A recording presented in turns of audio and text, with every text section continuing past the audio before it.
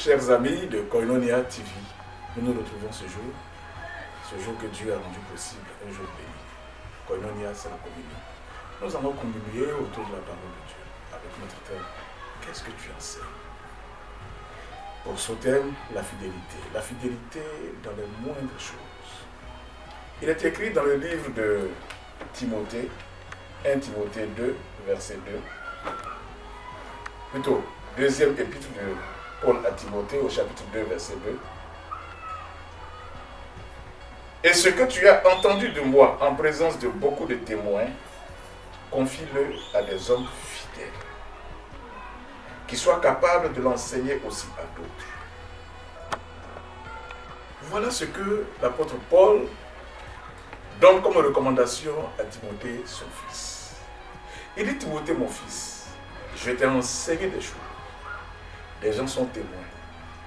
Ce que je t'ai enseigné, je te confie la responsabilité de le transmettre aussi à des gens. Mais quel genre de personnes? Il dit des gens fidèles, qui soient capables. Dans l'homme, qu'est-ce que Dieu recherche? Ce n'est pas d'abord la capacité. Dieu recherche en toi la fidélité. Car l'homme qui n'est pas compétent, mais fidèle, finira par être compétent. Donc la fidélité précède la capacité. Dans la Bible, on a une illustration, il y en a plusieurs, mais on va prendre une fondamentalement, de quelqu'un qui s'est illustré par sa fidélité. Quelqu'un que la fidélité à faire des choses simples a propulsé dans la gloire. L'histoire de David. On sait tous qu'au chapitre 16e de 1 Samuel, David a été oint. Il a été oint dans quelles circonstances? Il n'était même pas sur la liste des candidats. Il était derrière les moutons, les brebis de son père, dans les montagnes. Il avait pour compagnons les ronces, les épines, les brebis, les animaux sauvages. Mais quand Samuel le prophète est venu choisir quelqu'un de la part de Dieu qui allait succéder à Saül, David a été localisé. Là où il était perdu dans les montagnes, avec les animaux, il a été localisé. Ils sont allés le chercher et il a reçu l'onction. Fidèle à la tâche de s'occuper des moutons de son papa. David était tellement moindre que son père ne l'a même pas associé à cet événement. Quand le prophète Samuel est arrivé, son père a appelé tous ses enfants, tous les mâles. Eliab, Shammah et tous les autres qui étaient gaillards et beaux. Samuel le regarde. Dieu ne le convainc pas d'oindre quelqu'un parmi tous ceux-là, parmi ses 7 fils. Et il demande à Isaïe: mais sont cela tous tes enfants? Sont cela tous tes enfants? Isaïe dit: oh, il y a le plus petit, le jeune, mais il est derrière le mouton là-bas. Bon, enfin, bon. Et Samuel dit: allez le chercher que je le vois. Et quand David apparaît, cet homme oublié, parce qu'il s'occupait des choses moindres, quand David apparaît, Dieu dit à son prophète: c'est lui l'homme que j'ai choisi, moindre. Et Samuel oint David. Mais regardez encore, la vie de cet enfant va nous enseigner. David, ayant reçu l'onction, va se retrouver où? Va se retrouver après chez Saül, en train d'être serviteur de Saül. Il s'occupait des choses moindres. Il n'était pas sur le trône. Il n'est pas allé dire à Saül: écoute, c'est moi qui ai reçu l'onction, donc, en tout cas, débrouille-toi, meurs. Il ne faisait pas des prières d'imprécation.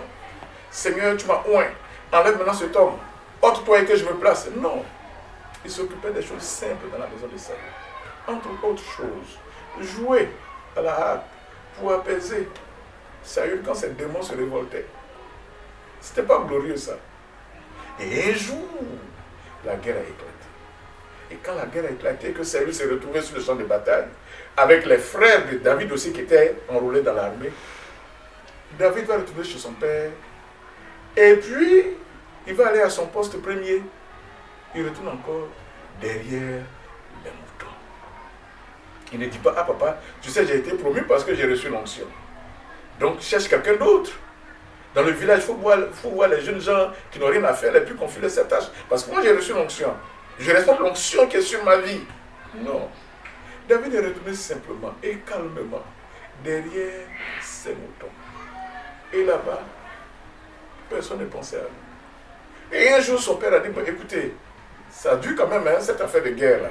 Bon, appelez-moi David. David, viens, prends un peu de pain et va sur le champ de bataille, renseigne-toi et viens me dire comment tes frères vont et comment est-ce que la guerre évolue. Transporter du pain. Un coursier. Quelqu'un qui a reçu l'onction. Le voilà, coursier. Il n'a pas boudé, il n'a pas murmuré. Il a accompli cette tâche de tout son cœur. Il est arrivé sur le champ de bataille. Il a transmis la commission de son père. Oh! Cette petite tâche était l'enveloppe, était l'emballage qui avait caché sa grande destinée qu'il allait découvrir. David devait être roi maintenant. Il devait être reconnu maintenant. L'onction qu'il avait reçue en vase clos, en famille, devait être confirmée sur le plan national. Mais s'il avait refusé cette petite tâche-là, est-ce qu'il allait se retrouver là, face à Goliath? Parce que souvent on parle de David avec Goliath. Et c'est ce côté-là qu'on retient. Mais on ne retient pas que cet enfant est passé par une série d'actes de fidélité dans les moindres choses jusqu'à arriver là. Je vais parler à quelqu'un ce jour.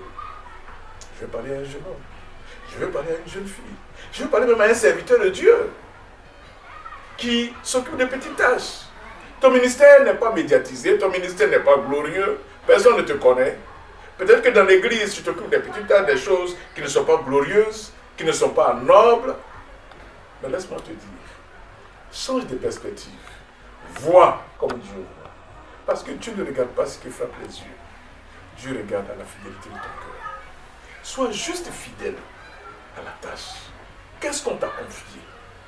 Travaille de sorte à faire plaisir à celui qui t'a confié cette tâche-là. Au-delà de lui, tu verras Dieu qui va te récompenser. C'est donc à juste titre qu'on chante, sois fidèle jusqu'à la mort, car tu auras la couronne de vie. Sois fidèle jusqu'à la mort, tu auras la couronne de vie. Sois fidèle jusqu'à la mort, tu auras, mon frère, la couronne de vie. Tu auras, ma soeur, tu auras la couronne de vie. Tu auras, jeune homme, tu auras, jeune fille, tu auras la couronne de vie. N'oublie pas que Paul a dit, Timothée, ce que je te transmets, à ton tour, confie-le à des gens, mais pas n'importe qui. Parmi les gens que tu vas voir là, cherche ceux qui sont fidèles. Ne cherche pas ceux qui sont compétents. Ne cherche pas ceux qui sont forts. Cherche seulement ceux qui sont fidèles. Car quand on est fidèle, on finit par être compétent. Même si au départ, on n'avait aucune qualification. Que Dieu vous bénisse et que cette parole restaure la vie de quelqu'un et propulse quelqu'un de l'avant au nom de Jésus de Nazareth.